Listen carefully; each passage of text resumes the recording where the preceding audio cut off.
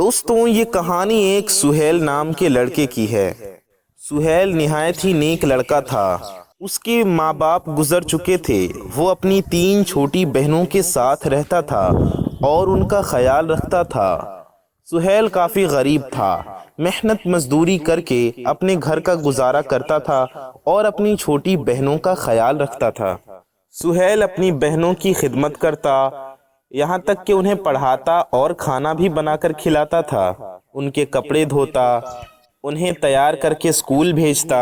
वो उनका बहुत ध्यान रखता था। उसकी तीनों छोटी बहनें भी उससे बेहद मोहब्बत करती थीं।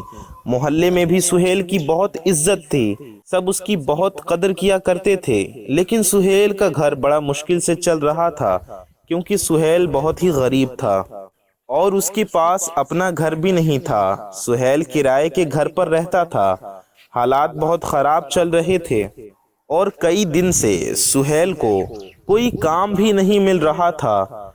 सुहेल रोजाना सुबह से शाम तक काम की तलाश में घूमता रहता। दिन भर भटकने के बाद भी सुहेल को रात तक कोई काम नहीं मिल रहा था। एक दिन सुहेल काम की तलाश में भटकते हुए नदी के किनारे तक पहुंच गया। सुहेल देखता है कि नदी के किनारे एक बहुत ही खूबसूरत नौजवान लड़की बैठी हुई है। सुहेल उसके करीब गया, ये सोचकर कि मैं इससे पूछूं भला एक जवान लड़की इतनी रात को नदी के किनारे क्या कर रही है, ये इसके लिए खतरनाक हो सकता है। सुहेल कुछ कहता उससे पहले उस लड़की ने कहा, तुम्हारा नाम सुहेल है ना? तुम मेरी फिक्र मत करो, मैं ठीक हूँ। मैं रोजाना यहाँ आकर बैठा करती हूँ। मुझे ये जगह बहुत अच्छी लगती है। सुहेल ये सुनकर हक्का बक्का रह गया कि भला इस अजनबी लड़की को मेरा नाम कैसे पता है। सुहेल ने उससे पूछा, जी हाँ, मगर तुम मेरे बारे में कैसे जानती हो? तुम्हें मेरा नाम कैसे पता? उस लड़की ने ये बताया कि मैं सिर्फ तुम्हारा नाम ही नहीं जानती, बल्कि ये भी जानती हूँ कि तुम कई दिन से काम की तलाश में भटक रही हो, मगर तुम्हें कोई काम नहीं मिल रहा, तुम परेशान हो। इस पर सुहेल की हैरानी और भी ज्यादा बढ़ गई। उसने हैरानी से पूछा कि भला तुम हो कौन और तुम्हें मेरे बारे में पता कैसे है? तो इस पर उस लड़की ने बताया कि मैं तुम्हारे घर के पास के ही इलाके में रहती हूँ और मैं रोजाना तुम्हें देखती हूँ कि तुम कैसे जगह जगह लोगों से काम के सिलसिले में पूछते रहते हो, इसलिए मुझे तुम्हारे बारे में पता चला। सुहेल ने बताया, हाँ, बात तो कुछ ऐसी ही है। इस पर लड़की ने कहा, तुम एक खूबसूरत नौजवान हो, तुम पर मजदूरी का काम अच्छा नहीं लगता, तुम ये काम क्यों करते हो? कुछ अच्छा काम क्यों नहीं करते? तो इस पर सुहेल ने बताया, दरअसल मेरी माँ बाप बहुत पहले ही गुजर गए और मैं ज्यादा पढ़ लिख ना सका। मेरे पीछे मेरी 3 छोटी बहनें थीं। मुझ पर उनकी जिम्मेदारी थी, इसलिए उनका ध्यान रखने के लिए, घर संभालने के लिए मुझे कम उम्र से ही मजदूरी का काम शुरू करना पड़ा, जिस वजह से मेरी पढ़ाई भी रुक गई और मैं कुछ और काम भी ना सीख सका। अगर मैं मजदूरी ना करूं तो घर पर मेरी बहनें भूखी रहेंगी। मेरी एक बहन बहुत बीमार है, उसके इलाज के लिए मुझे पैसों की भी जरूरत है। लड़की सुहेल के बारे में हमदर्दी के साथ पूछती गई।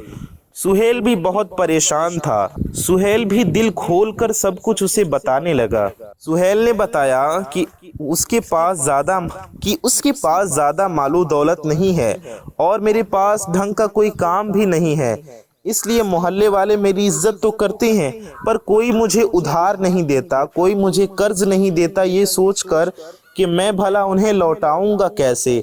लोगों को लगता है कि मैं उनके पैसे वापस नहीं कर सकूंगा, इसलिए कोई मुझे कर्ज भी नहीं दे रहा। सुहेल की बातें सुनकर लड़की की आंखों में आंसू आ गए और वो आंसू मोती जैसे चमक रहे थे। चांदनी रात में नदी के किनारे वो लड़की बला की खूबसूरत लग रही थी।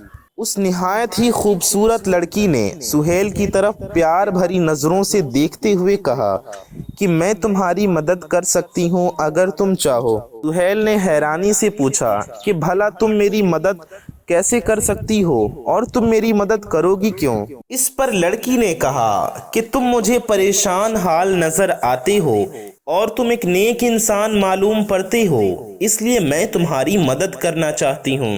और फिर लड़की ने अपनी अंगूठी उतार कर उसे दे दी और कहा, इसे ले जाओ और इसे बेच दो, इससे तुम्हें ठीक ठाक रकम मिल जाएगी, इसकी तुम्हें ठीक ठाक कीमत मिल जाएगी। लड़के ने कहा, नहीं, मैं ये नहीं ले सकता, ये तुम्हारी अंगूठी है, ये तुम्हारे लिए खास और कीमती होगी। लड़की ने कहा, लेकिन तुम्हें इसकी जरूरत है, अगर तुम इसे बेच देते हो तो तुम्हें तुम्हारी परेशानियों से छुटकारा हासिल हो जाएगा और तुम्हारे काम भी हो जाएंगे। लड़की ने झिझकते हुए उससे वो अंगूठी ले ली और कहा, लेकिन जैसे ही मेरे पास पैसे होंगे मैं तुम्हें इस अंगूठी की कीमत वापस कर दूंगा। लड़की ने कहा, ठीक है, जैसी तुम्हारी मर्जी। लड़के ने उस लड़की का शुक्रिया अदा किया और कहा, तुम्हारा बहुत बहुत शुक्रिया, तुमने मेरी बहुत मदद की। सुहेल को बहुत बुरा लग रहा था कि उसने उसकी अंगूठी ले ली और अब उसे बेचना पड़ेगी, लेकिन वो अंदर ही अंदर थोड़ा बहुत खुश भी था। उसे राहत मिली कि किसी तरह कुछ पैसों का इंतजाम हो गया। सुहेल जब उस अंगूठी को लेकर बाजार पहुंचा तो वो एक सुनार की दुकान पर गया। जौहरी ने उस अंगूठी को देखा और सुहेल से माफ़ी मांगते हुए कहा कि माफ़ करना, मैं ये अंगूठी तुमसे नहीं खरीद सकता और मैं इसकी कीमत तुम्हें नहीं दे सकता।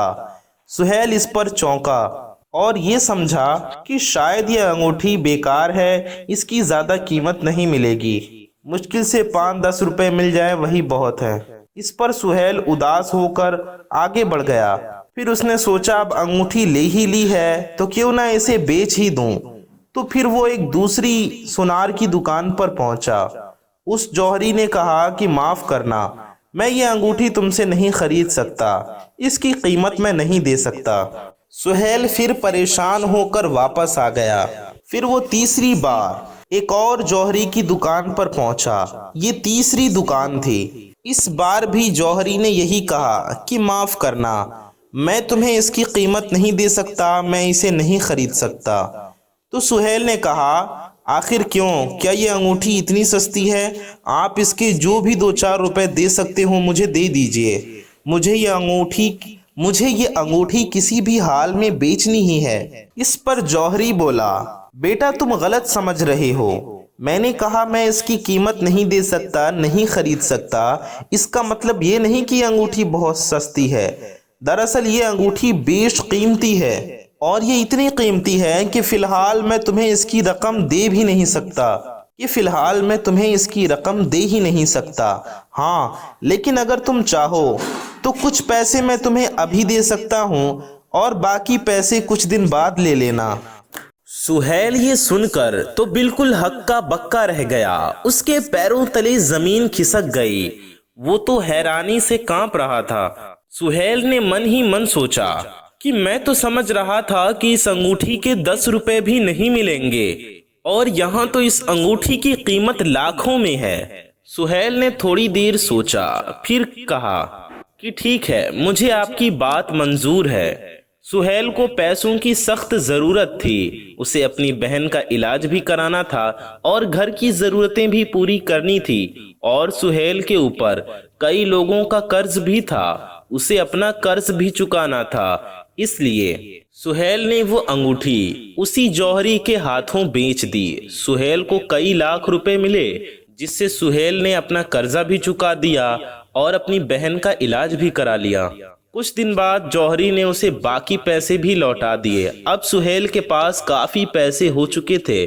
सुहेल ने अपने लिए एक अच्छा सा घर खरीदा और एक छोटा सा दुकान शुरू किया।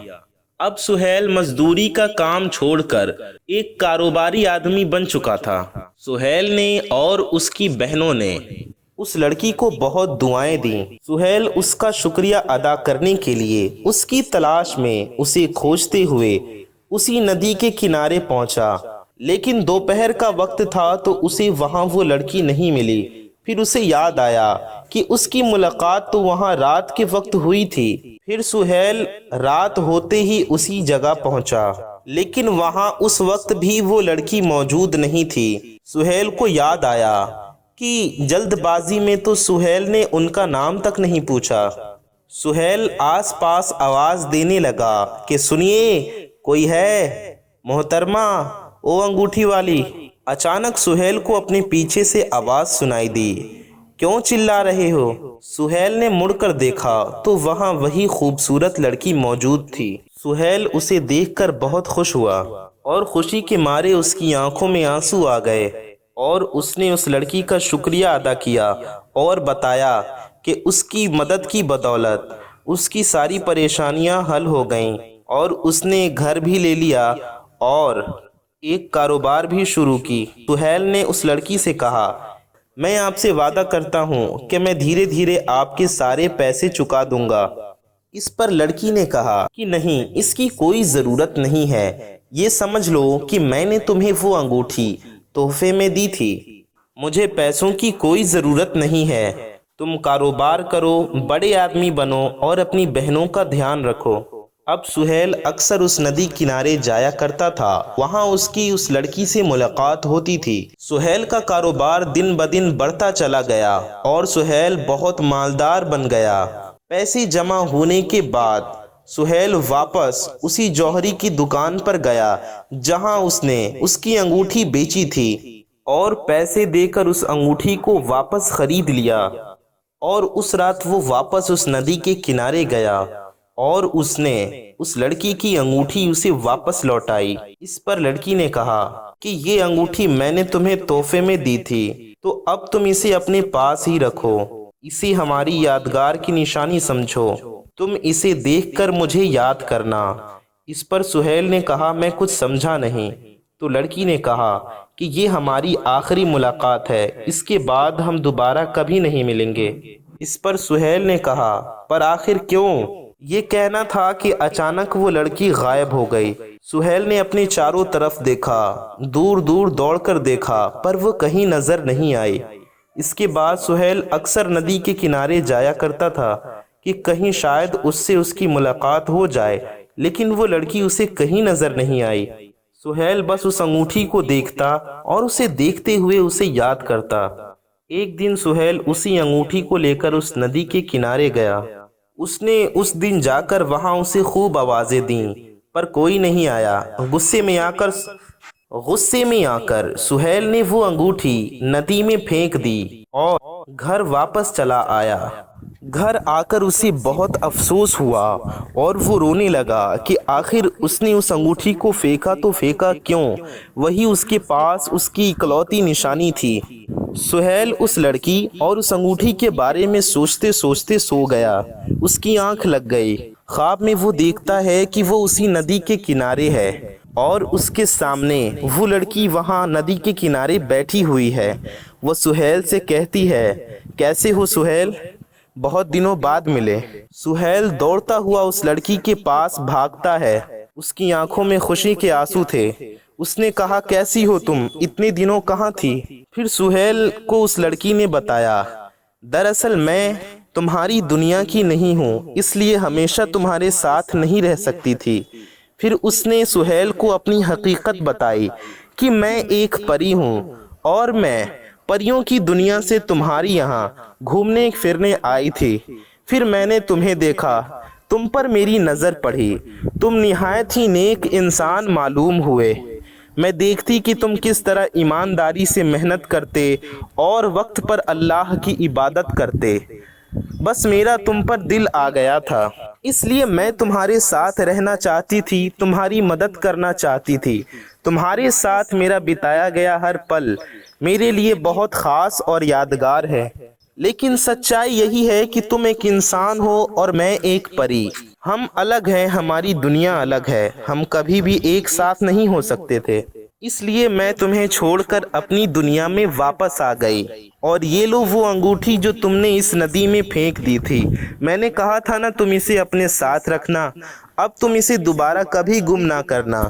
अब मैं वापस जा रही हूँ। जब भी तुम्हें मेरी याद आए तुम इस अंगूठी को देखना। शायद ख्वाबों में ही हमारी मुलाकात हो जाए। सुहेल की आंखें खुली। वो रो रहा था, उसकी आंखें आंसुओं से भरी थीं। सुहेल ने उठकर अपनी हाथों में देखा, बिस्तर पर देखा, कहीं कोई अंगूठी मौजूद नहीं थी। लेकिन उस लड़की ने कहा था, ये लो वो अंगूठी, तुम इसे संभाल कर रखना। फिर सुहेल जब अपना बिस्तर उठाने लगा तो उसने देखा कि सुहेल के तकिए के नीचे वो अंगूठी वहीं मौजूद है। फिर तब से सुहेल ने उस अंगूठी को हमेशा बचा कर रखा, संभाल कर रखा, और सुहेल हमेशा उसके लिए उसकी सलामती और खुशी की दुआएं करता था। वो परी जिसने इसकी जिंदगी खुशियों से भर दी थी, वो अब सुहेल को छोड़कर जा चुकी थी, लेकिन वो आज भी सुहेल के दिल में और उसकी यादों में मौजूद थी।